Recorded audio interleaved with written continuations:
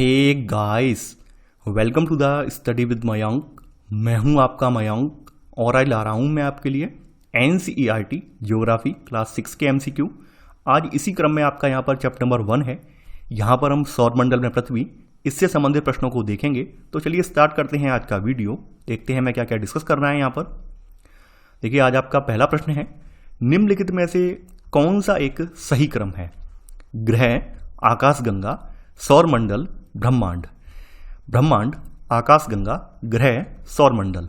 ग्रह, सौरमंडल, आकाशगंगा, ब्रह्मांड।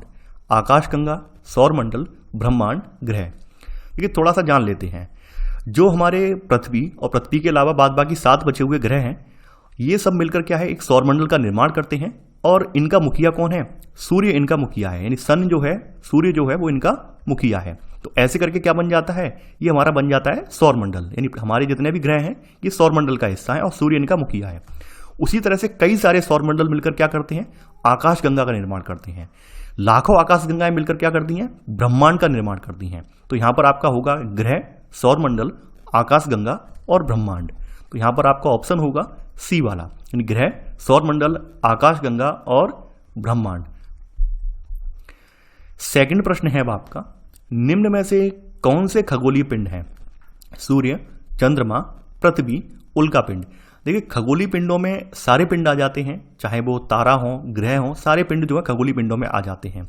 तो यहां पर आप ये देखेंगे कि सूर्य, चंद्रमा, पृथ्वी और उल्का पिंड वे सभी वस्तुएं जो रात के समय खास करके आसमान में चमकती हैं, खगोलीय पिंड कहलाती हैं। तो यहां पर आपका सेकंड का आंसर होगा डी वाला। तीसरा प्रश्न है अब आपका, निम्नलिखित में से किन खगोलीय पिंडों को तारा कहते हैं? जो आकार में बड़े हों। सेकंड, जिनके पास अपनी ऊष्मा तथा प्रकाश होता है। जिनके पास अपनी ऊष्मा तथा प्रकाश नहीं होता। जो अपने अक्ष में घूमते हुए दूसरे पिंड की परिक्रमा करते हैं। देखिए, मैंने आपको पहले ही बताया था, खगोलीय पिंडों में सारे पिंड आ जाते हैं, चाहे वो ग्रह हो, तारे हो, सारे पिंड आ जाते हैं। यहां पर स्पेशली खगोलीय पिंडों में तारा वाले पिंड हैं, उनकी विशेषता पूछी गई है। उनकी विशेषता क्या होती है? तो तारे वाले जो पिंड होते हैं ये आकार में बड़े होते हैं, गर्म होते हैं, खास करके गैसों से बने होते हैं। इनके पास अपनी ऊष्मा और प्रकाश होता है, जिससे ये बड़ी मात्रा में उत्सर्जित करते हैं। तो यहां पर क्या है, यहां पर आपका विशेषता ये आ जाएगी कि जिनके पास अपनी ऊष्मा तथा प्रकाश होता है, ऐसे पिंडों को हम तारा कहते हैं। तो तीसरे का ऑप्शन होगा बी वाला। अब आपका चौथा प्रश्न है। हालांकि ये प्रश्न भी आपके पहले वाले प्रश्न से ही आधारित है, लेकिन फिर भी मैंने यहां पर इसकी भाषा बदल दी है। तो खगोलीय पिंडों के संदर्भ में निम्नलिखित कथनों पर विचार कीजिए। पूछा गया है कौन सा कथन यहां पर सत्य है। पहला है, सूर्य, चंद्रमा तथा वे सभी वस्तुएं जो रात के समय आसमान में चमकती हैं, खगोलीय पिंड कहलाती हैं। सेकंड, ये गैसों से बने होते हैं। इनके पास अपनी ऊष्मा तथा प्रकाश होता है, जिसे वे बहुत बड़ी मात्रा में उत्सर्जित करते हैं। अगला है, ऊष्मा तथा प्रकाश वाले खगोलीय पिंडों को क्षुद्र ग्रह कहते हैं। सूर्य भी एक क्षुद्र ग्रह है। तो जैसा कि आप सभी लोग जानते हैं, खगोलीय पिंडों में दोनों तरह के पिंड आ जाते हैं, जिसमें आपके तारे भी होते हैं और ग्रह भी आ जाते हैं। इनमें दोनों ही तरह के पिंड आ जाते हैं। तो सूर्य, चंद्रमा, इसके अलावा वो सभी वस्तुएं जो रात के समय आसमान में चमकती हैं, ये खगोलीय पिंड कहलाती हैं। तो पहला वाला कथन यहाँ बिल्कुल सही है। इसके अलावा जो आपके गैसों वाले जो बने हुए पिंड होते हैं, खगोलीय पिंड जो कि चमकते हैं, इनके पास अपनी ऊष्मा और प्रकाश होता है और ये बहुत बड़ी मात्रा में इसको उत्सर्जित करते हैं। तो यहाँ पर सेकंड वाला भी सही है। ऊष्मा और प्रकाश वाले खगोलीय पिंडों को हम क्षुद्र ग्रह नहीं कहते हैं, बल्कि तारा कहते हैं। तो सूर्य आपका एक क्षुद्र ग्रह नहीं है, बल्कि सूर्य क्या है, एक तारा है। तो यहां पर आपका तीसरा वाला जो स्टेटमेंट है वो गलत हो जाएगा। केवल पहला और दूसरा स्टेटमेंट सही है। तो आंसर होगा चौथे का ए, केवल 1 और 2। पांचवा प्रश्न है अब आपका, तारों के विभिन्न समूहों के द्वारा बनाई गई विविध आकृतियां क्या कहलाती हैं? आकाशगंगा, सौरमंडल, एंड्रोमेडा, नक्षत्र मंडल। देखिए, तारों के जो विभिन्न समूहों के द्वारा जो आकृतियां बनाई जाती हैं, उनको नक्षत्र मंडल कहते हैं। तो यहां पर आंसर होगा आपका डी वाला। आकाशगंगा, सौरमंडल के बारे में आप जान चुके हैं। एंड्रोमेडा आपकी क्या है, ये एक आकाशगंगा है और ये हमारी आकाशगंगा, यानी हमारी आकाशगंगा का नाम जो है मिल्की वे है। आपने सुना होगा, हमारी जो आकाशगंगा, इसको मिल्की वे या फिर इसको मंदाकिनी भी कहते हैं। यानी हिंदी में हमारी आकाश गंगा को जो है मंदाकिनी कहते हैं। यानी हम हमारा सोलर सिस्टम इस आकाश गंगा का पार्ट है, उसको मंदाकिनी या मिल्की वे के नाम से जाना जाता है। तो ये एंड्रोमेडा जो है हमारी मिल्की वे के पास वाली आकाश गंगा है, तो ये ध्यान रखना। यानी एंड्रोमेडा क्या है, एक आकाश गंगा है, और ये हमारी जो आकाश गंगा जिसको मंदाकिनी कहते हैं इसके पास स्थित है। तो यहां पर आपका 5वें का आंसर होगा आपका डी वाला। 6वां प्रश्न है अब आपका, अंतरिक्ष से संबंधित अर्सा मेजर या बिग बियर का संबंध किससे है? सौर मंडल, नक्षत्र मंडल, क्षुद्र ग्रह समूह, आकाश गंगा। देखिए, आप ये देखते होंगे कि रात्रि में आसमान की ओर देखते समय आपको कुछ तारों के समूह नजर आते हैं, और ये समूह टाइप जो आकृतियां होती हैं इनको नक्षत्र मंडल कहते हैं। तो इन्हीं में आपकी एक तारों का समूह जो है अर्सा मेजर या बिग बियर के नाम से जाना जाता है, तो ये नक्षत्र मंडल है। इसी प्रकार से आपके भारतीय भाषा में सप्तऋषि नाम का एक जो है 7 तारों का एक समूह है, उसको सप्तऋषि कहते हैं। तो एक ये भी क्या है, एक नक्षत्र मंडल है। तो यहाँ 6वें का आंसर होगा आपका बी वाला। 7वां प्रश्न है अब आपका, ध्रुव तारे से हमें किस दिशा का ज्ञान होता है? पूर्व, पश्चिम, उत्तर, दक्षिण। देखिए, प्राचीन भारत में लोग जो है रात के समय में दिशा जो है इसी तारे की मदद से ज्ञात करते थे। तो जब आप जो है आपकी जो सप्तऋषि वाला तारा मंडल है इसको मिलाते जाएंगे और एक रेखा इनको मिलाते हुए आगे की दिशा में खींचेंगे, तो वो दिशा आपको ध्रुव तारे की ओर ले जाएगी। तो ध्रुव तारा हमें क्या है, उत्तर दिशा का ज्ञान कराता है। तो यहाँ 7वें का आंसर है आपका सी वाला। 8वां प्रश्न है अब आपका, निम्नलिखित में से किन खगोलीय पिंडों को ग्रह कहते हैं? जो आकार में बहुत बड़े हों, जिनके पास अपनी ऊष्मा तथा प्रकाश होता है, जिनके पास अपनी ऊष्मा तथा प्रकाश नहीं होता, जो अपने अक्ष में घूमते हुए दूसरे पिंड की परिक्रमा करते हैं। देखिए, कुछ खगोलीय पिंडों में क्या है, अपना प्रकाश और ऊष्मा नहीं होती है, वे तारों के प्रकाश से प्रकाशित होते हैं। ऐसे पिंड जो है आपके ग्रह कहलाते हैं। तो यहां पर आपका ऑप्शन होगा 8वें का सी वाला। जो प्लेनेट शब्द है आपका, यानी प्लेनेट शब्द जो है आपका, ये ग्रीक भाषा का एक शब्द है, प्लेनेटाई, इससे बना हुआ है। इसका मतलब होता है परिभ्रमक, यानी कि चारों ओर घूमने वाला। तो ये जो है अपने सौरमंडल के मुखिया के चारों ओर घूमते हैं। यानी हमारा मुखिया कौन है, सूर्य है, तो इस सूर्य के चारों ओर चक्कर लगाते हैं। तो 8वें का आंसर होगा आपका सी वाला। 9वां प्रश्न है अब आपका, हमारे सौरमंडल के पृथ्वी ग्रह के संदर्भ में निम्नलिखित कथनों पर विचार कीजिए। पहला है, पृथ्वी एक ग्रह है तथा यह अपना संपूर्ण प्रकाश एवं ऊष्मा सूर्य से प्राप्त करती है। सेकंड, पृथ्वी सूर्य से दूरी के हिसाब से चौथा ग्रह तथा आकार में तीसरा बड़ा ग्रह है। देखिए, बात करें पृथ्वी की, तो पृथ्वी जो है अपनी जो भी ऊष्मा या प्रकाश जो है ये सूर्य से प्राप्त करती है। तो यहाँ पर आपका पहला वाला ऑप्शन बिल्कुल सही है। अगर पृथ्वी को दूरी के हिसाब से देखें, तो दूरी के हिसाब से क्या है, ये आपका सन है। देखिए, मैंने नीचे ही इमेज लगा दी है, ये आपका सन है, ये आपका जो है बुध ग्रह है, ये शुक्र ग्रह है, और ये आपकी अर्थ है, यानी पृथ्वी है। तो अगर दूरी के हिसाब से आप देखें तो ये तीसरे नंबर पर आ रहा है। दूरी के हिसाब से ये तीसरे नंबर पर आता है। अगर आकार के हिसाब से इसको देखें तो आकार के हिसाब से ये 5th नंबर पर आता है, यानी 5वें नंबर पर आता है। तो आपका सेकंड वाला ऑप्शन जो है गलत हो जाएगा। यानी पृथ्वी सूर्य से दूरी के हिसाब से चौथा ग्रह नहीं है, बल्कि क्या है, तीसरा ग्रह है। और आकार के हिसाब से देखें ये, तो ये तीसरा नहीं बल्कि 5वां बड़ा ग्रह है। तो ये 5वां बड़ा ग्रह है। तो यहां पर पूछा गया है कौन सा कथन आपका सत्य है? केवल पहला वाला कथन सत्य है। तो आंसर है आपका ए, यानी 9वें का ए। 10वां प्रश्न है अब आपका, हमारे ग्रह पृथ्वी के संदर्भ में निम्नलिखित कथनों पर विचार कीजिए। पूछा गया है कौन सा कथन यहां पर सत्य है? पहला है, अंतरिक्ष से देखने पर पृथ्वी हरे रंग की दिखाई देती है। सेकंड, पृथ्वी का हरा रंग हमें यहाँ के वनों के कारण दिखाई देता है। देखिए, यहाँ पर आपका पहला वाला कथन भी गलत है और दूसरा वाला भी गलत है। ऊपर से देखने पर पृथ्वी हरे रंग की नहीं बल्कि नीले रंग की दिखाई देती है। और नीला रंग क्यों दिखाई देता है, उसका रीजन ये है, पृथ्वी के 2/3 भाग पर पृथ्वी के जो है जल मौजूद है। तो इस कारण अंतरिक्ष से देखने पर पृथ्वी जो है नीला दिखाई देती है। तो यहाँ पर आपके दोनों ही कथन गलत हैं। तो यहाँ पर आंसर होगा आपका डी, ना तो 1 और ना ही 2। 11वां प्रश्न है आपका, सौरमंडल का निर्माण किससे मिलकर होता है? ग्रह, उपग्रह, सूर्य, उल्कापिंड। देखिए, सौरमंडल जो है आपका सूर्य, 8 ग्रह, उपग्रह और कुछ अन्य खगोलीय पिंड, जिसमें आपके क्षुद्र ग्रह आ जाते हैं। क्षुद्र ग्रह का मतलब होता है छोटे ग्रह, उल्कापिंड आ जाते हैं। इन सब से मिलकर सौरमंडल का निर्माण होता है और उसे हम सौर परिवार का नाम देते हैं। इन सब का मुखिया जो है आपका सूर्य, इनका मुखिया है। तो यहां पर आपका 11वें का आंसर होगा आपका डी वाला, यानी उपरोक्त सभी। 12वां प्रश्न है अब आपका, हमारे सौरमंडल के मुखिया सूर्य के संदर्भ में निम्नलिखित कथनों पर विचार कीजिए। पूछा गया है कौन सा कथन यहां पर सत्य है। पहला है, सूर्य सौरमंडल के केंद्र में स्थित है, इसका खिंचाव बल इससे सौरमंडल को बांधे रखता है। सेकंड, सूर्य की अपार ऊर्जा का स्रोत नाभिकीय विखंडन की प्रक्रिया है। अगला है, सूर्य पृथ्वी से लगभग 15 करोड़ किलोमीटर दूर स्थित है। देखिए, बात करें तो जैसा कि मैंने अभी पिछले वाले प्रश्न में बताया है, हमारे सौरमंडल का मुखिया जो है सूर्य है और ये सौरमंडल के केंद्र में स्थित है और इसका खिंचाव बल जो है इससे सौरमंडल को बांधे रखता है, यानी बाद बाकी 8 ग्रह जो भी क्षुद्र ग्रह हैं, उपग्रह हैं, इन सबको ये बांधे रखता है। तो यहाँ पहला वाला स्टेटमेंट बिल्कुल सही है। सूर्य की अपार ऊर्जा का स्रोत जो है नाभ की विखंडन नहीं है, बल्कि नाभ की संलयन है, यानी नाभ की संलयन की क्रिया है। नाभ की संलयन में आप जानते होंगे, जहां पर 2 हाइड्रोजन के नाभिक मिलकर एक हीलियम का नाभिक तैयार करते हैं, वो नाभ की संलयन वाली प्रक्रिया कहलाती है।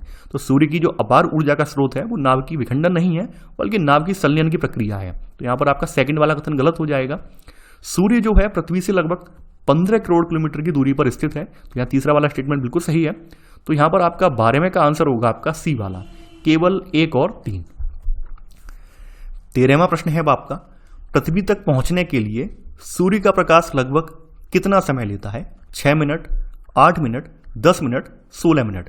देखिए, ये समय जो है लगभग 8 मिनट 16 सेकंड के लगभग है, लेकिन यहाँ पे लगभग में पूछा गया है, तो यहाँ पर आपका बी वाला ऑप्शन सही है। नहीं, 8 मिनट में हमारे यहाँ सूर्य का प्रकाश पहुंच जाता है। तो यहाँ पर 13वें का आंसर होगा आपका बी वाला। 14वां प्रश्न है आपका, सूर्य से बढ़ती हुई दूरी के आधार पर ग्रहों का सही क्रम चुनिए, यानी ग्रहों का सही क्रम यहाँ पे कौन सा है? बुध, मंगल, शुक्र, पृथ्वी। तो यहां पर देखिए, मैं डायरेक्ट नीचे इमेज दी हुई है इसी पर आता हूं। ये आपका सूर्य है, ये आपका बुध पड़ता है, ये शुक्र है, ये पृथ्वी है और ये आपका मंगल है। तो यहां पर आपका सही ऑप्शन जो 14वें का होगा वो होगा डी वाला, यानी बुध, शुक्र, पृथ्वी और उसके बाद आएगा मंगल। तो 14वें का आंसर होगा आपका डी वाला।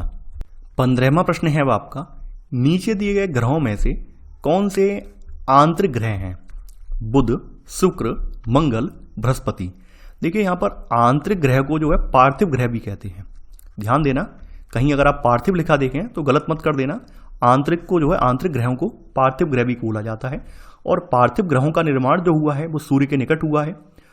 इनकी जो है सूर्य से निकटता के कारण यहाँ पर अत्यधिक तापमान आपको देखने को मिलेगा। इसके अलावा सूर्य के प्रकाश और ऊष्मा की वजह से इन पार्थिव ग्रहों पर जो धूलकण और गैस थी वो यहाँ से उड़ चुकी हैं। आप ये देखेंगे कि यहाँ पर गुरुत्वाकर्षण की शक्ति भी कम है, जिससे ये गैसों को अपनी ओर आकर्षित नहीं कर पाए हैं। तो कारण बस आप यहाँ पर ये देखेंगे कि इनमें लोहा और निकल जैसी जो धातुएं हैं वो यहाँ पर ज़्यादा दिखने को मिलेंगी।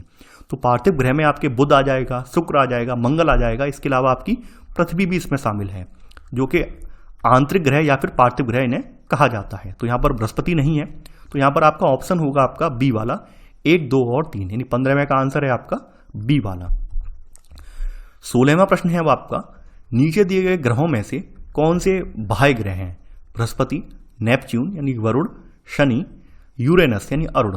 देखिए, बाह्य ग्रह को जोवियन ग्रह भी कहते हैं। यहां पर ध्यान देना, बाह्य ग्रह को जो है जोवियन ग्रह भी कहते हैं। अगर कहीं आप ये शब्द देखें कि इनमें से जोवियन ग्रह कौन से हैं, कई बार क्या होता है बाह्य ग्रह ना लिखकर एग्जामिनर जो है जोवियन ग्रह लिख देता है, तो आपको कंफ्यूज मन नहीं होना है। यानी कि ये बाहरी ग्रह है, जोवियन का मतलब बाहरी ग्रह है। तो जोवियन ग्रहों का निर्माण जो हुआ है सूर्य से अधिक दूरी पर हुआ है और यहाँ पर सूर्य से कम निकटता के कारण यहाँ पर क्या है, पार्थिव ग्रहों की अपेक्षा यहाँ पर तापमान जो है कम पाया जाता है। इसके अलावा अधिक दूरी होने की वजह से जो यहाँ पर गैसें हैं या धूलकण हैं उनका प्रभाव यहाँ पर ज़्यादा है, क्योंकि तापमान सूर्य का था नहीं तो वो यहाँ से उड़ नहीं पाए हैं। तो आप ये देखेंगे इन ग्रहों में गैसों की जो विद्यमानता है वो सबसे ज़्यादा मिलेगी।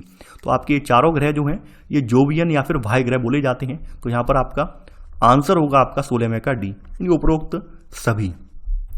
17वां प्रश्न है अब आपका, सौरमंडल के ग्रह जो सूर्य का चक्कर लगाते हैं उनके रास्ते किस आकार में फैले हैं?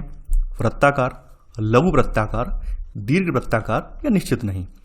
सौरमंडल के सभी 8 ग्रह जो हैं एक निश्चित पथ पर सूर्य का चक्कर लगाते हैं और ये रास्ते जो हैं दीर्घ वृत्ताकार में फैले हुए हैं और इन्हें कक्षा भी कहते हैं। यानी इनको हम क्या कहते हैं, कक्षा भी कहते हैं। सूर्य की जो है सूर्य के चारों ओर अपनी अपनी कक्षा में सूर्य का चक्कर लगाते हैं। तो यहाँ पर 17वें का आंसर होगा आपका सी वाला। 18वां प्रश्न है अब आपका, नीचे दिए गए कथन एवं कारणों पर विचार कीजिए। पूछा गया है, यहाँ पर आपको सही उत्तर का चयन करना है। कथन में कहा गया है कि बुध का सूर्य के चारों ओर परिक्रमण काल सौरमंडल के सभी ग्रहों में सबसे कम है। कारण क्या है? बुध सूर्य के सबसे नजदीक ग्रह है। जैसा कि आप इमेज में नीचे देख पा रहे हैं, सबसे पहले नंबर पर आपका जो है बुध ही पड़ता है और ये बुध जो है सूर्य के सबसे ज़्यादा नज़दीक है। तो नज़दीक होने की वजह से इसका जो कक्षा है वो काफ़ी छोटी है, यानी ये कक्षा जो है काफ़ी छोटी है, यानी इसका जो परिक्रमण काल है वो भी काफ़ी दिन कम हो जाता है। यानी ये परिक्रमण काल जो है मात्र 88 दिन का, 88 डेज का है। तो यहाँ पर आपका कथन और कारण दोनों सही हैं, यानी ए और आर दोनों सही हैं और आर ए का सही स्पष्टीकरण है। 19वां प्रश्न है आपका, निम्नलिखित में से किस ग्रह की आकृति एवं आकार लगभग पृथ्वी के ही समान है? बुध, शुक्र, मंगल, शनि। देखिए यहाँ पर आप ये देखेंगे, शुक्र को पृथ्वी का जुड़वां ग्रह माना जाता है, इसको पृथ्वी की जुड़वां बहन भी बोला जाता है क्योंकि इसका आकार और आकृति लगभग पृथ्वी के समान है। तो यहाँ पर 19वें का आंसर होगा आपका बी वाला। 20वां प्रश्न है अब आपका, इंटरनेशनल एस्ट्रोनॉमिकल यूनियन द्वारा सन 2006 में दी गई एक नई परिभाषा के अनुसार निम्नलिखित में से कौन सा ग्रह नहीं है? Uranus, Pluto, Neptune, Jupiter. देखिए यहाँ पर अभी तक प्लूटो को भी एक ग्रह माना जाता था और आपने देखा होगा पहले ग्रहों की संख्या कितनी थी? 9 थी।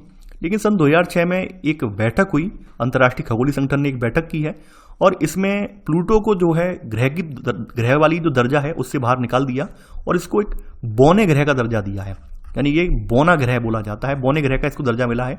तो इसको ग्रहों वाली सूची से निकालकर बौने ग्रह वाले दर्जे में डाल दिया गया है। तो यहाँ पर आंसर होगा 20वें का बी, ये प्लूटो है। 21वां प्रश्न है अब आपका, नीचे दिए कथन एवं कारणों पर विचार कीजिए। कथन में है पृथ्वी के आकार को भू आब कहा जाता है। कारण बताया गया है कि पृथ्वी ध्रुवों के पास थोड़ी चपटी है।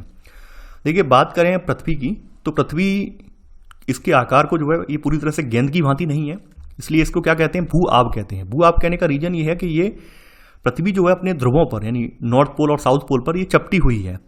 तो यानी कि भू आब का मतलब होता है पृथ्वी के समान आकार। तो यहाँ पर कथन और कारण दोनों सही हैं, तो यहाँ पर आपका आंसर हो जाएगा ए और आर दोनों सही हैं, आर ए का सही स्पष्टीकरण है। तो आंसर है यहाँ पर ए। 22वां प्रश्न है अब आपका, सौरमंडल में किन दो ग्रहों के बीच क्षुद्र ग्रह पट्टी पाई जाती है, यानी छोटे छोटे ग्रहों वाली जो है पट्टी पाई जाती है? बुध और शुक्र, शुक्र और पृथ्वी, पृथ्वी और मंगल, मंगल और बृहस्पति। देखिए अगर आप सौरमंडल में देखें, सौरमंडल में आपकी मंगल और बृहस्पति के बीच क्षुद्र ग्रह की पट्टी पाई जाती है, यानी लाखों की संख्या में क्षुद्र ग्रह इनके बीच में पाए जाते हैं। तो यहां पर 22वें का आंसर है आपका डी वाला। 23वां प्रश्न है अब आपका, निम्नलिखित में से कौन सा सौरमंडल का भाग नहीं है? क्षुद्र ग्रह, निहारिका, ग्रह, धूमकेतु। देखिए यहां पर आप देखेंगे क्षुद्र ग्रह, धूमकेतु ये सभी सौरमंडल के भाग हैं, जबकि निहारिका का संबंध जो है आकाशगंगा के निर्माण से है। आकाशगंगा के जो निर्माण की शुरुआत है ये हाइड्रोजन गैस के बने हुए विशाल बादलों के संचयन से होती है और इसको निहारिका कहते हैं। तो यहाँ पर निहारिका इसमें नहीं है। वहीं बात कर लेते हैं धूमकेतु की। तो देखिए धूमकेतु क्या है? धूमकेतु आकाश में धूल, बर्फ और गैस से निर्मित पिंड हैं जो सूर्य के परवलयाकार पथ पर अनियमित परिक्रमा करते हैं और जब भी ये सूर्य के सामने आ जाते हैं तो क्या होता है, गर्म होने के बाद इनमें से गैस की फुहारें निकलने लगती हैं। तो कभी कभी क्या होता है, क्योंकि ये अपने पथ से भटक जाते हैं तो इसकी वजह से जो गैस की फुहार जो होती है वो पीछे की तरफ छूटती हुई दिखाई देती है ऐसे करके। तो इसकी वजह से हम इनको पुच्छल तारा भी कहते हैं। आपने नाम सुना होगा पुच्छल तारा या फिर प्राणी तारा, यानी ये पुच्छल तारा बोले जाते हैं, पुच्छल तारा या फिर प्राणी तारा के नाम से आपने सुना होगा। ग्रामीण परिवेश में इनको प्राणी तारा कहा जाता है। तो ये धूमकेतु हैं आपके। तो यहाँ पर आपका पूछा गया है कौन सा सौरमंडल का भाग नहीं है, तो आपका ये बी वाला जो है आपका आंसर, ये इसका भाग नहीं है, तो आंसर है 23 का बी वाला। 24वां प्रश्न है अब आपका, नीचे दिए गए ग्रहों में से सबसे अधिक चंद्रमा यानी प्राकृतिक उपग्रह किसके पास हैं? शनि, बृहस्पति, मंगल, यूरेनस। देखिए हाल में अभी जो ज्ञात जानकारी है उसके तहत आपके शनि के पास 82 उपग्रह हैं। हालांकि आपकी जो NCERT वाली बुक है उसमें 62 बताए गए हैं, वो उसमें पुरानी जानकारी है, उसको अपडेट नहीं किया गया है। अभी हाल में 20 माइनोस्क्यूल जो है उपग्रह खोजे गए हैं, तब से इनकी संख्या 82 हो गई है। तो ऐसे करके सबसे ज्यादा उपग्रहों वाला जो ग्रह जो है आपका शनि बन गया है। इसके बाद बृहस्पति की बारी आती है। बृहस्पति के पास 79 है, 79 है। फिर आती है आपकी मंगल की बारी। तो मंगल के पास आपके जो है टोटल 2 उपग्रह हैं जिनका नाम है डीमोस और फोबोस करके, यहां पर मंगल के पास 2 उपग्रह मौजूद हैं। इसके बाद यूरेनस के पास 27 ज्ञात उपग्रह हैं। तो इनमें सबसे ज्यादा उपग्रह आपके शनि के पास हैं। मैं फिर से रिपीट कर रहा हूं, ये आपके एनसीईआरटी में अपडेट नहीं हुआ है, यहां पर मैंने अपडेट आप करके आपको बता दिया है। तो कंफ्यूज नहीं होना है कि सर एनसीईआरटी में आप 62 लिखवाए हैं, यहां पर आप 82 बता दिए, तो यहां पर आप उसको चेंज कर लीजिए, अपडेट कर लीजिए। तो यहां पर 24वें का आंसर होगा आपका ए वाला। 25वां प्रश्न है अब आपका, हमारे सौरमंडल में किन ग्रहों के पास एक भी चंद्रमा नहीं है? पहला है बुध, शनि, शुक्र, यूरेनस। देखिए बात की जाए शनि की तो बात अभी हम कर ही चुके हैं, इसके पास 82 चंद्रमा है। यूरेनस के पास जो है 27 है। आपके सौरमंडल में केवल 2 ऐसे ग्रह हैं जिनके पास एक भी चंद्रमा नहीं है, उनमें आपका बुध है और दूसरा शुक्र है। तो यहाँ 25वें का आंसर होगा आपका डी, यानी 1 और 3। 26वां प्रश्न है अब आपका, निम्नलिखित में से कौन से वे 2 ग्रह हैं जिनका सौरमंडल के अन्य ग्रहों की तुलना में परिक्रमण विपरीत दिशा में है? बुध और शुक्र, शुक्र और शनि, शुक्र और यूरेनस, बृहस्पति और यूरेनस।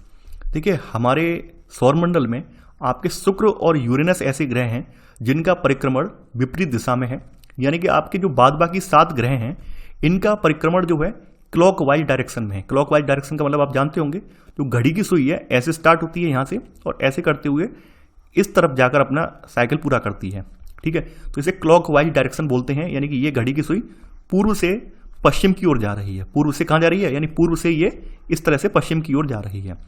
वहीं ये जो ग्रह हैं आपके, ये एंटी क्लॉकवाइज डायरेक्शन में घूमते हैं, यानी कि इनकी जो डायरेक्शन है वो एंटी क्लॉकवाइज है, यानी घड़ी की विपरीत दिशा में इनकी डायरेक्शन है, एंटी क्लॉकवाइज। तो घड़ी की विपरीत दिशा का मतलब क्या हुआ?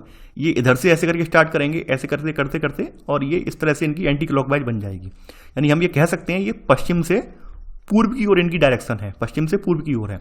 अब देखिए इसका इंपैक्ट क्या पड़ता है भाई, इनकी जो डायरेक्शन उल्टी है, एंटी क्लॉकवाइज है, इसका इस पर असर क्या पड़ता है?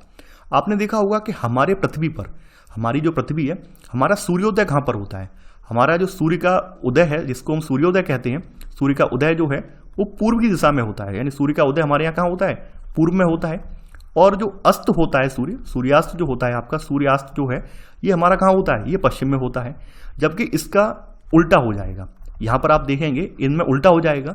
यहाँ पर सूर्य का उदय जो है यूरेनस पर या फिर शुक्र पर, ये पश्चिम में होगा, और जो सूर्यास्त जो होगा इनका वो पूर्व में होगा। तो ये डिफरेंस आपको याद रखना है। तो यहाँ पर आपका 26वें का आंसर है आपका सी वाला। देखिए आपके सामने इमेज मैंने रख रखी है, और इमेज रखने का रीजन ये है कि आपको पता चले एग्जैक्ट लोकेशन क्या है इनकी, और आप इनका परिक्रमण और घूर्णन काल भी जान सकें। तो सबसे पहला हमारा जो ग्रह है पहले नंबर का, ये है मरकरी। मरकरी का मतलब आप जानते होंगे बुध। तो मरकरी की बात करें तो मरकरी का जो घूर्णन की अवधि है, ठीक है, घूर्णन का मतलब क्या होता है? यानी अपने अक्ष पर घूमना। तो इसकी जो घूर्णन अवधि है, देखिए घूर्णन का एग्जांपल मैं आपको दे रहा हूं। आपने लट्टू देखा होगा, लकड़ी वाला जो लट्टू होता है, लकड़ी वाला लट्टू जो है अपने अक्ष पर घूमता है, तो उसको घूर्णन कहते हैं। साइकिल का पहिया जो होता है, साइकिल का पहिए का एक जो है बीच में जो है केंद्र होता है, उस केंद्र के चारों ओर पहिया घूमता है जिसमें सारी तानें जुड़ी होती हैं, वो अक्ष पर घूर्णन कहलाता है। वो भी एक अक्ष पर घूर्णन का एग्जाम्पल है। इसी तरह से सारे ग्रह जो हैं अपने अक्ष पर घूर्णन करते हैं, अपने अक्ष पर भी ये घूमते हैं, और अपने अक्ष पर घूर्णन की वजह से ही इन पर दिन और रात बनते हैं। आई होप आपको क्लियर हो गया होगा यहाँ तक। तो बुध का जो है अपने अक्ष पर घूर्णन जो है ये है 58.65 डेज में पूरा होता है, ठीक है, यानी 58.65 दिन में अपने अक्ष पर ये पूरा एक चक्कर लगा पाती है। तो घूर्णन है। अब इसके अलावा परिक्रमण काल कितना है इसका? परिक्रमण का मतलब क्या है? सूर्य के चारों ओर ये कितने दिन में परिक्रमा लगा रही है? ये सूर्य के चारों ओर जो है 88 दिन में, 88 डेज में अपना परिक्रमा लगा पाती है। यहां तक चीजें क्लियर हो गई होंगी। ये आपकी मरकरी की बात हो गई। अब बात कर लेते हैं, यहां पर सेकंड है आपका वीनस, यानी इसको शुक्र कहते हैं। वीनस की भी यही है। वीनस का जो घूर्णन है, यानी घूर्णन के बारे में आप जान गए होंगे, इसका घूर्णन जो है अपने अक्ष पर 243 डेज में है, यानी 243 दिन लेती है ये अपने अक्ष पर घूमने में। वहीं इसका जो परिक्रमण काल है, यानी सूर्य के चारों ओर घूमने में कितना टाइम लेती है, परिक्रमण काल जो है इसका ये है 225 दिन का। हालांकि कुछ सोर्सेस में आप देखेंगे 255 दिन भी लिखा हुआ है, लेकिन कई सारे सोर्स में मैंने देखा 2-3 किताबों में वहां पर 225 दिन ही लिखा हुआ है। आपकी एनसीईआरटी में यही दिया हुआ है। कुछ सोर्सेस में 255 दिन दिया हुआ है। तो मैं इसमें आपका 225 दिन को ज्यादा वैलिड मानता हूं, ये मैंने आपको पहले बता दिया है, क्योंकि कुछ किताबों में 255 दिन भी दिया हुआ है। अब आपकी पृथ्वी की बात आ जाती है, अर्थ की बात आ जाती है। तो अर्थ के बारे में आपको जो जानकारी है उसको रटना पड़ेगा। इसका जो घूर्णन है, अपने अक्ष पर जो पृथ्वी है अपने घूमती है, जिसकी वजह से दिन और रात बनते हैं, इसमें टोटल टाइम लगता है आपके अपने अक्ष पर घूमने में पृथ्वी का 23 आवर 23 घंटे, ठीक है, 56 मिनट 56 मिनट 56 मिनट और 4 सेकंड, ठीक है। यानी अपने अक्ष पर पृथ्वी को घूमने में 23 घंटे 56 मिनट और 4 सेकंड लगते हैं। वहीं इसका जो परिक्रमण काल है, यानी पृथ्वी की परिक्रमा लगाने में इसको पूरा समय कितना लगता है, इसको लगता है 365 डेज, ठीक है, 365 दिन। इसके अलावा यहां पर आपका आ जाता है 5 घंटे 5 आवर, 365 दिन 5 घंटे 48 मिनट और यहां पर है 46 सेकंड, ठीक है। थोड़ा सा ध्यान देना, आपको ये आंकड़ा रटना पड़ेगा। ये जो आंकड़ा है आपको ये रटना पड़ेगा। क्यों रटना पड़ेगा? कई बार क्या होता है, ये तो जब आपसे लगभग में कोई चीज पूछी जाती है तो आप कह देते हैं 365 दिन में अपना पूरा परिक्रमण पूरा करती है। लगभग में आपने बता दिया। अपने अक्ष पर घूर्णन कितने में करती है? 24 घंटे में करती है। ये लगभग में है। लेकिन जब कहीं एक्यूरेट लिखा होगा, कहीं आपके एक्यूरेट फिगर दिया होगा, तो एक्यूरेट फिगर आप तभी टिक लगा पाएंगे जब आपको ये याद होगा। यानी पृथ्वी का अपने अक्ष पर घूर्णन जो होता है 23 घंटे 56 मिनट और 4 सेकंड में होता है, और पूरा परिक्रमण जो होता है वो 365 दिन 5 घंटे 48 मिनट और 46 सेकंड में पूरा होता है। तभी आपने देखा होगा कि हर 4 साल बाद जो बचा हुआ ये समय होता है, इन सबको जोड़कर एक अतिरिक्त दिन जोड़ दिया जाता है, जिसको लीप ईयर वाला साल बोला जाता है। आई होप ये चीज क्लियर हो गई होगी। अब आगे बात कर लेते हैं, यहां तक तो बात कर ली। अब मंगल की बात कर लेते हैं, यानी कि मार्स की बात कर लेते हैं। ये वाला जो ग्रह है आपका मार्स है, मंगल है। मंगल की अपने अक्ष पर जो घूर्णन है, यानी कि इसका जो घूर्णन देखें अपने अक्ष पर, तो घूर्णन का समय लगभग पृथ्वी के समान ही है। 24 आवर ये भी समय ले रहा है, 24 आवर 37 मिनट 37 मिनट और आपका 23 सेकंड लेता है। यानी लगभग में अगर आप देखें तो लगभग में ये पृथ्वी के समान ही इसका घूर्णन है। इसी वजह से वैज्ञानिक इसकी बार बार यहां पर अन्वेषण में लगे हुए हैं। और इसका जो परिक्रमण काल है, यानी पूरा इसका जो परिक्रमण काल है, सूर्य की परिक्रमा लगवाने वाला जो समय है वो है 687 डेज, 687 दिन का है। यहां तक बात क्लियर हो गई होगी। अब बात कर लेते हैं आपकी जुपिटर की। इसको हम बृहस्पति के नाम से भी जानते हैं, ठीक है। जुपिटर का भी घूर्णन आप देख लीजिए। जुपिटर का जो घूर्णन है वो काफी तेज है, यानी अन्य ग्रहों की तुलना में इसका घूर्णन बहुत फास्ट है, बहुत तेजी से घूम रहा है ये। इसका अपने अक्ष पर जो घूर्णन है, ये अपने अक्ष पर पूरा एक घूर्णन जो है, यानी कि 9 घंटे 9 आवर और 55 मिनट में पूरा कर लेता है। आपको ये भी जो है लगभग में 10 घंटे लिखा देखने को मिलेगा। यानी अगर आप अन्य किताब में उठाकर देखेंगे तो वहां पर लगभग 10 घंटे लिखा गया है। तो ये अपने अक्ष पर एक पूरा चक्कर घूर्णन जो है 9 घंटे 55 मिनट में पूरा कर लेता है। और इसका जो परिक्रमण है, यानी कि कितने साल में, पूरे साल में सूर्य की परिक्रमा कर पाता है, ये 12 ईयर में 12 ईयर में क्या है, ये सूर्य की परिक्रमा पूरी कर पाता है। ये याद रखना, इसका परिक्रमण जो है 12 साल का है। इसी प्रकार है सैटर्न। देखिए शनि के चारों ओर छल्ले भी पाए जाते हैं, ये आप याद रखना। शनि के चारों ओर छल्ले दिखाए गए हैं, यहाँ पर आप ये छल्ले देख पा रहे हैं। किस ग्रह के चारों ओर छल्ले पाए जाते हैं? शनि ग्रह के चारों ओर आपको छल्ले देखने को मिलेंगे। तो शनि की बात कर लेते हैं, सैटर्न की बात कर लेते हैं। यहाँ से मैं इस तरह से एरो लगा दे रहा हूँ। हाँ, शनि में आ जाते हैं। तो शनि का अपने अक्ष पर जो घूर्णन है, अपने अक्ष पर जो इसका घूर्णन है वो है 10 आवर 40 मिनट का, यानी 10 घंटे और 40 मिनट ये लेता है अपने अक्ष पर एक घूर्णन पूरा करने में। वहीं ये पूरे परिक्रमा कितने समय में लगाता है सूर्य की? इसको परिक्रमा लगाने में लगभग 29 ईयर लग जाते हैं। 29 ईयर, कहीं कहीं पर आपको 30 साल भी लिखा देखने को मिलेगा। तो आप कंफ्यूज मत होना, 29 या 30 लगभग में लिखा देखें तो सही है आंसर। तो ये तो आपके शनि की बात होगी, सैटर्न की बात हो गई। अब बात कर लेते हैं, यहां पर अगला आ जाता है यूरेनस, यानी कि जिसको हम अरुण कहते हैं हिंदी में, यूरेनस या अरुण। ये वाला जो है आपका यूरेनस है, ठीक है, ये यूरेनस है। तो यूरेनस की बात कर लेते हैं। यहां पर यूरेनस अपने अक्ष पर, यानी अपने अक्ष पर ये घूर्णन कितने में करता है? ये करता है आपका 70 आवर 14 मिनट में, 14 मिनट में। देखिए ये जानकारी कहीं लिख लेना आप लोग। और इसको पूरा परिक्रमण करने में कितना, यानी सूर्य की परिक्रमा लगाने में कितने साल लगते हैं? इसको परिक्रमा लगाने में लगभग 84 साल लगते हैं, 84 ईयर का टाइम लगता है, ठीक है। अब अगला बचा हुआ आपका जो है नेपच्यून है, जिसको हम वरुण कहते हैं। तो वरुण जो है अपने अक्ष पर इसको घूमने में 16 घंटे लगते हैं, ठीक है। वहीं परिक्रमा लगाने में इसको 165 साल यानी 165 ईयर लगते हैं। देखिए यहां पर ध्यान देना, 165 कहीं कहीं पर आपको 164 साल भी लिखा देखने को मिल जाएगा, 164 ईयर भी देखने को मिल जाएगा, ठीक है। यानी कुछ स्टैंडर्ड बुक में 164 दिया हुआ है, कहीं पर 165 दिया हुआ है, एनसीईआरटी में 164 दिया हुआ है, तो हम लोग 164 को सही मान के चल रहे हैं। तो ये जो जानकारी है आपको रट के चलनी है, याद करके चलनी है। क्यों याद करके चलनी है? कई बार प्रश्न क्या होता है, इनसे पूछे जाते हैं, खास करके पृथ्वी से संबंधित, खास करके कंपेयर करके, जैसे मंगल से कंपेयर कर लिया हमने, वीनस से कंपेयर कर लिया, तो ये आपको याद रखना है। तो आप कहीं या तो कॉपी पर नोट डाउन कर लीजिए, नोट डाउन नहीं किया है तो एनसीईआरटी वाली जो किताब है उसमें ही आप अपना लिख लेना। अब बात कर लेते हैं 27वें प्रश्न की।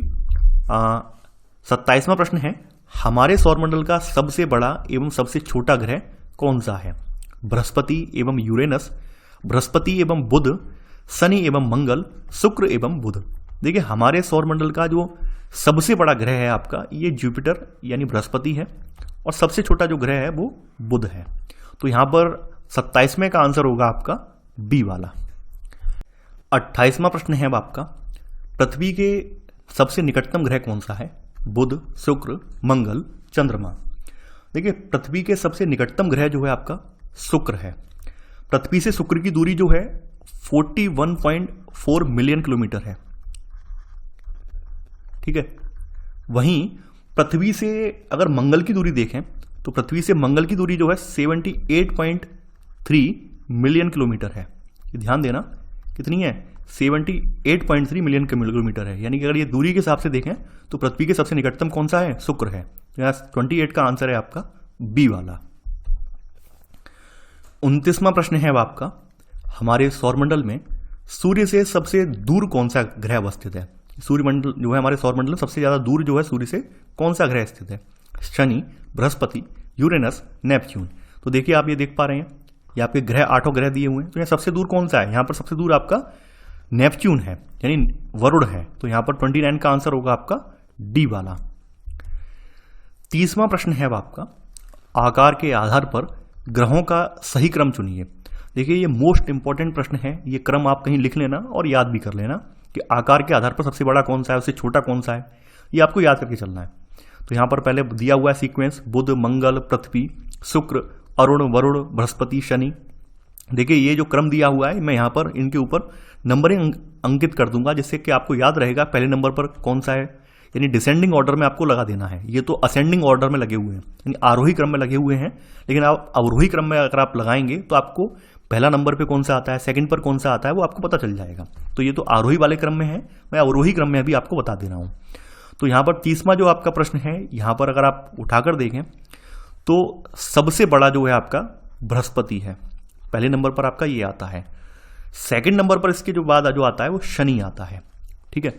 उसके बाद आपका तीसरे नंबर पर अरुण आता है, यूरेनस आता है। चौथे नंबर पर आपका जो है वरुण आता है यानी नेपच्यून आता है। 5वें नंबर पर आपकी जो आती है ये पृथ्वी आती है, ठीक है। छठे नंबर पर अगर आप देखें पृथ्वी के बाद आपका आता है शुक्र आता है, छठे नंबर पर आपका शुक्र आता है।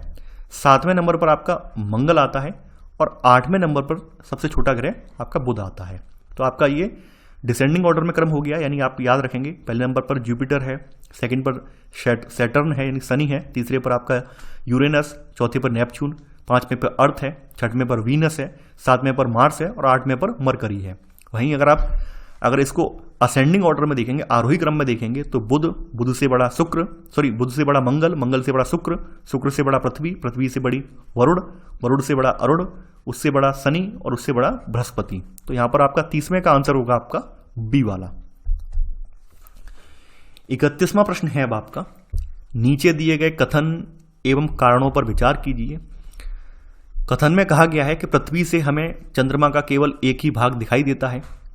कारण बताया गया है कि चंद्रमा के द्वारा पृथ्वी का एक चक्कर पूरा करने में लगने वाला समय जो है अपने अक्ष पर एक चक्कर पूरा करने में लगने वाले समय से अधिक है। देखिए चंद्रमा जो है पृथ्वी का एक चक्कर 27 दिन में पूरा करता है, 27 डेज में पूरा करता है। वहीं लगभग इतना ही समय इसे अपने अक्ष पर घूर्णन में लगता है, यानी अपने अक्ष पर पूरा एक चक्कर लगाने में इसको 27 दिन ही लगते हैं। तो यहाँ पर आपका जो कथन तो बिल्कुल सही है कि पृथ्वी से हमें चंद्रमा का केवल एक ही भाग दिखाई देता है, लेकिन कारण जो दिया हुआ है वो गलत है। क्योंकि चंद्रमा के द्वारा जो पृथ्वी का एक चक्कर लगाने में लगने वाला समय है, ये समय अपने अक्ष पर एक चक्कर पूरा करने में लगने वाले समय से अधिक नहीं है, लगभग बराबर है। तो यहाँ पर कारण गलत है। तो यहाँ पर आपका आंसर होगा 31वें का सी, यानी ए सही है लेकिन आर गलत है। तो 31वें का आंसर है आपका सी वाला। 32वां प्रश्न है अब आपका, उपग्रहों के संदर्भ में निम्नलिखित कथनों पर विचार कीजिए। पूछा गया है कौन सा कथन सत्य है। पहला है, उपग्रह अपने ग्रहों की परिक्रमा करते हैं, साथ ही सूर्य की भी परिक्रमा करते हैं। सेकंड है, पृथ्वी के उपग्रह चंद्रमा का व्यास पृथ्वी के व्यास से आधा है। अगला है, पृथ्वी से चंद्रमा की दूरी लगभग 5,84,400 किलोमीटर है। देखिए, उपग्रह की खास बात यह होती है, उपग्रह जो होते हैं ये अपने अपने जो ग्रह हैं इनकी परिक्रमा तो करते ही हैं, साथ में सूर्य की परिक्रमा भी करते हैं। तो यहाँ पर पहला वाला कथन बिल्कुल सही है। सेकंड है कि पृथ्वी के उपग्रह चंद्रमा का व्यास जो है पृथ्वी के व्यास से आधा है। आधा नहीं है बल्कि 1/4 है, 1/4 है। ध्यान देना, 1/4 है। व्यास का तो मतलब आप जानते होंगे, ये मैं एक गोला बना के दिखा दे रहा हूं, ठीक है। ये जो पोर्शन होता है इसको त्रिज्या बोला जाता है। इसको क्या बोलते हैं, इस वाले पोर्शन को त्रिज्या बोलते हैं। आपने मैथ पढ़ा होगा तो याद होगा आपको। और त्रिज्या को अगर दोगुना कर दिया जाए, इस तरह से डबल कर दिया जाए, तो क्या बन जाता है, ये व्यास बन जाता है, ठीक है। ये व्यास बन जाता है। तो जो लोग मैथ बैकग्राउंड से नहीं है तो उनके लिए मैंने बताया यहाँ पर। तो पृथ्वी के उपग्रह चंद्रमा का जो व्यास है ये पृथ्वी के व्यास से कितना है, 1/4 है, 1/4 है। तो यहाँ पर आपका सेकंड वाला कथन गलत हो जाए, क्योंकि यहाँ पर आधा लिखा हुआ है। अगर पृथ्वी से चंद्रमा की दूरी की बात करें तो ये दूरी 5,84,400 किलोमीटर नहीं है, बल्कि ये दूरी जो है आपकी ये है 3 लाख, यहाँ पर मैं लिख दे रहा हूँ, ये है 3,84,400 किलोमीटर। तो आपका ये वाला जो है थर्ड वाला ऑप्शन भी गलत हो जाएगा। तो यहां पर आंसर है केवल आपका केवल 1। 33वां प्रश्न है अब आपका, कृत्रिम उपग्रहों के संदर्भ में निम्नलिखित कथनों पर विचार कीजिए। पूछा गया है कौन सा कथन यहां पर असत्य है, गलत कौन सा है। पहला है, मानव निर्मित उपग्रह एक कृत्रिम पिंड है, यह वैज्ञानिकों द्वारा बनाया गया है। सेकंड, इसके उपयोग ब्रह्मांड के बारे में, यानी इसका उपयोग जो है ब्रह्मांड के बारे में जानकारी प्राप्त करने एवं पृथ्वी पर संचार माध्यम के लिए किया जाता है। देखिए यहाँ पर बिल्कुल सही है पहला वाला कथन, यानी कि ये मानव निर्मित उपग्रह होते हैं और मानव निर्मित उपग्रह कृत्रिम पिंड है और ये खास करके वैज्ञानिकों के द्वारा बनाए जाते हैं। काम क्या होता है इनका, ब्रह्मांड के बारे में जानकारी प्राप्त करना, पृथ्वी पर संचार माध्यम के लिए इनका उपयोग किया जाता है। तो सेकंड वाला कथन भी यहाँ पर सही है। चूंकि यहाँ पर दोनों ही कथन सही हैं, लेकिन पूछा गया है कौन सा कथन असत्य है, तो ना तो पहला वाला कथन असत्य है और ना ही दूसरा वाला कथन असत्य है। तो आंसर होगा यहाँ पर आपका 33 का डी। 34वां प्रश्न है अब आपका, क्षुद्र ग्रहों के संदर्भ में, क्षुद्र ग्रह जो है आपके हैं इनके संदर्भ में निम्नलिखित कथनों पर विचार कीजिए। पूछा गया है, यहाँ पर भी पूछा गया है कौन सा कथन असत्य है। पहला है, ये बृहस्पति एवं शनि की कक्षाओं में इनके बीच में पाए जाते हैं। क्षुद्र ग्रह ग्रह के ही भाग होते हैं क्योंकि बहुत वर्ष पहले विस्फोट के बाद ग्रहों से टूटकर अलग हो गए हैं। देखिए ध्यान देना, ये जो आपके क्षुद्र ग्रह हैं आपके, ये मार्स और जुपिटर के बीच में पाए जाते हैं। मार्स और जुपिटर के बीच में, यानी कि मंगल और बृहस्पति के बीच में पाए जाते हैं। यानी ये आपका मंगल है और ये आपका क्या है, ये आपका बृहस्पति है। तो ये इनके बीच में ये क्षुद्र ग्रह, छोटे छोटे ग्रह ये पाए जाते हैं। तो यहाँ पहला वाला स्टेटमेंट गलत हो जाएगा। वास्तव में क्षुद्र ग्रह जो हैं आपके, क्षुद्र ग्रह ये ग्रह के ही भाग हैं, जो कि बहुत वर्ष पहले जो विस्फोट हुआ है उसके बाद ये ग्रहों से टूटकर अलग हो गए हैं। तो यहाँ पर सेकंड वाला कथन बिल्कुल सही है। पूछा गया है कौन सा कथन असत्य है, तो यहाँ पर आंसर होगा आपका ए, केवल 1। 35वां प्रश्न है अब आपका, उल्का पिंडों के संदर्भ में निम्नलिखित कथनों पर विचार कीजिए। पूछा गया है कौन सा कथन यहाँ पर सत्य है। पहला है, सूर्य के चारों ओर चक्कर लगाने वाले पत्थरों के छोटे छोटे टुकड़ों को उल्का पिंड कहते हैं। सेकंड, जब उल्का पृथ्वी के वायुमंडल में प्रवेश करते हैं तो गैसों से होने वाले घर्षण के कारण अग्नि प्रज्वलित अवस्था में दृष्टिगत होते हैं। इसे ही टूटता हुआ तारा, यानी शूटिंग स्टार कहते हैं। देखिए उल्का पिंड जो है ये पत्थरों के छोटे छोटे टुकड़े होते हैं और ये सूर्य के चारों ओर चक्कर लगाते हैं। तो पहला वाला कथन यहाँ बिल्कुल सही है। कई बार क्या होता है, ये अपनी कक्षा से अनियंत्रित हो जाते हैं, बाहर हो जाते हैं। तो ऐसी अवस्था में किसी न किसी ग्रह के वायुमंडल में ये प्रवेश कर जाते हैं। क्योंकि वायुमंडल में जब प्रवेश करते हैं तो घर्षण बहुत ज़्यादा होता है, तो मोस्टली उल्काएं जो होती हैं आकाश में ही नष्ट हो जाती हैं। यदा कदा कोई पिंड जो है ज़्यादा बड़े होते हैं तो उनके कुछ अंश हमें पृथ्वी पर, धरती पर देखने को मिल जाते हैं। तो जब ये गिरते हैं तो आप ये देखेंगे इनमें हमें अग्नि प्रज्वलित यानी आग जलती हुई दिखाई देती है, और इस वजह से इसको हम टूटता हुआ तारा भी कहते हैं, शूटिंग स्टार भी इसको कहते हैं। तो यहाँ पर आपका दोनों ही कथन सही है, तो आंसर है आपका सी, 1 और 2 दोनों, यानी 35 का आंसर है आपका सी वाला। 36वां प्रश्न है आपका, नीचे दिए गए कथनों पर विचार कीजिए। पूछा गया है कौन सा कथन यहाँ पर सत्य है। पहला है, खुले आकाश में फैली एक छोर से दूसरे छोर तक चौड़ी सफेद पट्टी जो कि लाखों तारों का समूह है, इसे आकाश गंगा कहते हैं। सेकंड, लाखों आकाश गंगाएं मिलकर ब्रह्मांड का निर्माण करती हैं। देखिए यहाँ पर पहला वाला कथन आपका बिल्कुल सही है कि जो खुले आकाश में आप एक छोर से दूसरे छोर तक जो चौड़ी सफेद पट्टी देखते हैं जिसमें लाखों तारे टिमटिमाते हैं, ये इसे आकाश गंगा कहते हैं। और ये सारी जो आकाश गंगाएं हैं, इन लाखों आकाश गंगाएं आपके ब्रह्मांड में मौजूद हैं, तो इन सबको मिलाकर आपका ब्रह्मांड का निर्माण होता है। तो यहाँ पर आपका सेकंड वाला स्टेटमेंट भी सही है, दोनों ही कथन यहाँ पर सही है, तो आंसर है 36 में का सी, यानी 1 और 2 दोनों। 37वां प्रश्न है अब आपका, जब किसी वस्तु को पृथ्वी से चंद्रमा पर ले जाया जाता है तो उसका भार बढ़ जाता है, उसका भार घट जाता है, उसके भार में कोई परिवर्तन नहीं होता है, वह पूर्ण रूप से भार रहित हो जाती है। देखिए ये आप ये देखेंगे, जब कोई व्यक्ति मान लीजिए 60 किलोग्राम का व्यक्ति जो है अगर चंद्रमा पे जाता है तो उसका वजन 10 किलोग्राम रह जाता है, 10 kg रह जाता है। उसका मतलब क्या है? उसका मतलब ये है कि वहां पर जो जी का मान है, ग्रेविटेशनल फोर्स है, वो कम है, पृथ्वी की तुलना में कम है, यानी 1/6 अंश कम है। यानी कि पृथ्वी की तुलना में जो चंद्रमा का गुरुत्वाकर्षण बल है वो 1/6 कम है पृथ्वी से। पृथ्वी का जी का मान आपको पता ही होगा, यानी ये जी का मान 9.8 मीटर पर सेकंड स्क्वायर है हमारे यहाँ, ठीक है। यानी ये मान आप जानते होंगे, ये हमारे जी का मान गुरुत्वाकर्षण का मान है। तो चंद्रमा का जो ग्रेविटेशनल फोर्स है, इसकी वजह से भार जो कम हो जाता है, वो मान इसकी तुलना में 1/6 कम है, ठीक है। तो जब हम पृथ्वी से चंद्रमा पर कोई वस्तु ले जाएंगे तो वहां पर क्या होगा, उसका भार घट जाएगा। वहीं मान लीजिए कोई वस्तु जो है हम चंद्रमा से पृथ्वी पर लेकर आएंगे तो उसका भार पृथ्वी पर क्या होगा, बढ़ जाएगा। ये बात आपको याद रखनी है। तो 37 में का आंसर है आपका बी वाला। 38वां प्रश्न है अब आपका, टाइटन सबसे बड़ा चंद्रमा या उपग्रह है। ये टाइटन जो है आपका, ये सबसे बड़ा चंद्रमा या उपग्रह किसका है? मंगल का, शुक्र का, बृहस्पति का, शनि का। देखिए टाइटन जो है ये शनि का सबसे बड़ा चंद्रमा है। ये शनि का सबसे बड़ा चंद्रमा क्या है? टाइटन है। तो ये उपग्रह या चंद्रमा इसको बोला जाता है। अगर बात की जाए अपने सौरमंडल के सबसे बड़े चंद्रमा की, तो अपने सौरमंडल का सबसे बड़ा चंद्रमा जो है गैनीमीड है, और गैनीमीड जो है आपका बृहस्पति का चंद्रमा है। ध्यान देना, गैनीमीड जो है अपने सौरमंडल का सबसे बड़ा चंद्रमा है, पहले नंबर पर ये आता है। सेकंड नंबर पर आपका जो आता है टाइटन आता है, ये सेकंड पर आता है, ठीक है। ये जानकारी अतिरिक्त जानकारी मैं इसलिए दे रहा हूं, कई बार आपके TET, C TET, super TET में घुमाकर ये पूछ लिए जाते हैं, तो आपको याद रखना है सबसे बड़ा चंद्रमा आपके सौरमंडल का क्या है? गैनीमीड है, जो कि आपका बृहस्पति ग्रह का चंद्रमा है। वहीं सबसे सेकंड नंबर पर इसके बाद आता है टाइटन, जो कि शनि ग्रह का सबसे बड़ा चंद्रमा है। तो यहां पर 38 का आंसर है आपका डी वाला। 39वां प्रश्न है अब आपका, एक ग्रह के दिन का मान और उसके अक्ष का झुकाव लगभग पृथ्वी के दिन के मान और झुकाव के समतुल्य है, सही है। इसमें कौन सा सही है? ये एक एग्जाम में आया हुआ प्रश्न है, यूरेनस के विषय में, नेपच्यून के विषय में, शनि के विषय में, मंगल के विषय में। देखिए ये मंगल के विषय में कहा गया है, क्योंकि मंगल की अगर हम घूर्णन की बात करें तो घूर्णन मंगल का जो है लगभग बराबर है। पृथ्वी का घूर्णन हम देख चुके हैं 23 घंटे 56 मिनट और जो है 4 सेकंड है। वहीं अगर मंगल की बात करें तो मंगल का घूर्णन जो है 24 घंटे 37 मिनट और 23 सेकंड है, ठीक है। तो इसके अलावा पृथ्वी का जो झुकाव है 23.5 अंश का झुकाव है, पृथ्वी अपने अक्ष पर झुकी हुई है, उसी प्रकार मंगल भी अपने अक्ष पर लगभग झुका हुआ है।